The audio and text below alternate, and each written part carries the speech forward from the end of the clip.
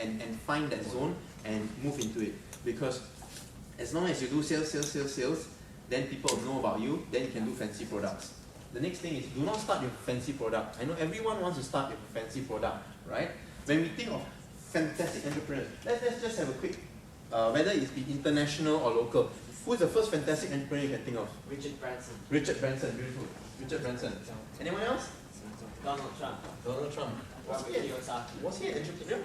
He has a book about entrepreneurship. Yeah, what? I think he Okay, fine. Let's start with Richard Branson. How about someone else besides Brandon? Richard Branson. Anyone else? Come on, don't tell me. All the people here want to be entrepreneurs, sure about fantasy of idols. Anyone else? Give a shot. Don't be shy, lah. Not so shy. Besides Richard Branson, any other famous people you can think of?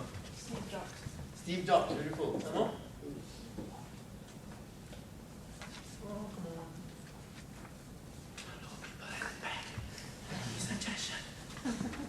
Come one more, okay, let's have one more, just one more. And then move on. I only got 1 hour. Yes, Bill Gates. Sorry? Bill Gates, beautiful. Okay, everywhere we see about these 3 people. We always think that, hey, these are super fantastic people and they created super fantastic ideas. If you read Richard Branson, I read his biography almost 10 years ago. Okay, so I may not be absolutely spot on correct. Correct me if I'm wrong. He started with a small little hotel in Bangkok, is that right? Off the coast of Bangkok. Small little bed and breakfast kind of lodge. Then before he moved on into Virgin Records and all that. But basically he didn't start with an industry that was so fanciful, so new, right? Steve Jobs, in the most recent years, what did he make hit? He made an iPod hit. Did he even design the iPod? No. Did he design an MP3 player? Come on, we had more MP3 players before he even came out with iPod. I think Creative came out with MP3 player way before Steve Jobs did it. But what did he do? He took whatever that's there and he moved on. People think that Bill Gates created the internet world. No. Bill Gates actually took DOS and he was working for IBM. He was basically taking an operating system in the beginning years. What did he do? He merely did technical support to IBM. And at some point he said, hey, I could improve this, I could improve this. Why? Because he had the relationships, he had the access. And that's why I'm talking about your cheap muffin. Without the relationships and without the access and the suppliers, there's nothing you can improve. Because you have the most beautiful idea, like they always say, ideas are free, everywhere can get one. You have the most beautiful ideas, but you do not have the channel, be it the logistics or the supply or the marketing channel to push it out, no one cares. You can, some of you may even be able to design a better iPod than what's being sold today. But so what? So what? Because you don't have the channels to deliver it. So when you're starting a small business, the most important thing is you want to get a lock on these channels. Once you block, once you create barriers to entry in your supply chain or in your customer relationship, meaning your customers are so loyal to you, your competitors cannot step in to take it. So you got to decide how you want to do that. Alright, so remember the industry that you have in mind. Now start narrowing it. What is the one single service or function I can provide for them? Next, sales. I think I talked about this just now. You need to sell. Okay, you need to sell because why? 2 things. One is cash flow. The other thing is this. You try to go to a bank and ask for a loan. And they will say, what's your cash flow? What's your cash flow? At the end of the day, it's still your cash flow. You have to work harder, of course, because why? Your products are cheaper, so you have to work harder. But you're exchanging your time for corporate branding and that kind of things. Because companies which are more established have corporate branding, so they can charge more, they can do stuff like that. But you are below, so no, never mind. You exchange your time, meaning you work harder, but you pay it cheaper. That's sales. With cash flow, with revenue. In a company, whether you're looking for banks, you're looking for financing, whatever, it's always a question of your cash flow. So everything else doesn't matter. You can have the funkiest website, the funkiest office. Your office could be nicely decorated with all beautiful flowers and all that. But if you don't have the cash flow, no one cares. Your banks, your finances, your creditors, all go for cash flow. So at the end of the day, whatever you do, whatever it takes, sales. Sales is the number one priority. If you're starting a small business, 80% of your time should be dedicated to something that directly affects sales. Alright? 80% of the time should be dedicated to something that directly affects sales. Don't, any other time, any other thing that does not directly affect sales, should only spend 20% of your time. And at any chance, always try to get sales. Okay? Try to get sales at some point. Okay, 3. It's a baby. Starting a business is a baby. I like a recent magazine. I stay in the East.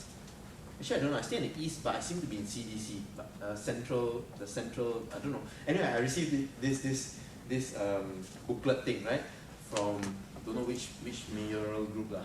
But one thing is that they showed 4 new entrepreneurs, and these people said, I'm going to start a business, and they kind of took a bit of a pay cut because they said, this is my passion, this is where it is, and I'm going all at it.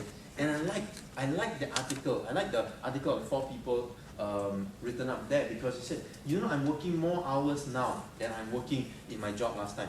If I even manage to get in 70% of my pay that I got last time, I'm so happy, and some of them are even less than 70%. But you know what they said? I've never had this level of fulfillment in my life before. Same thing right now.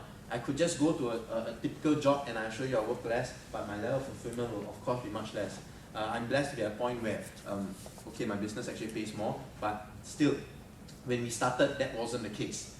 And this is a very interesting change in articles, because 1-2 years ago, all the articles by entrepreneurs are people who are making 300,000 a year, 400,000, $500,000 a year, and oh, life is so good and rosy. Because why? That was good times. Now when it's rocky times, reality comes out, which is good for you also. Because why? When reality comes out, things like rent goes cheaper, supplies go cheaper, suppliers come to you more hungry for business. When they're more hungry for business, they're willing to change terms, they're willing to adjust the terms to suit you. So things are great. Alright, number 3 is it's a baby. When you start a business, round the clock, you have to look after it. Even if you're working somewhere else, you will have to look after it.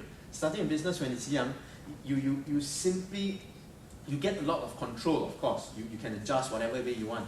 But whenever something happens, you are the person doing it. I always like to say, during the daytime, in the army, we got this term, Saikang warrior.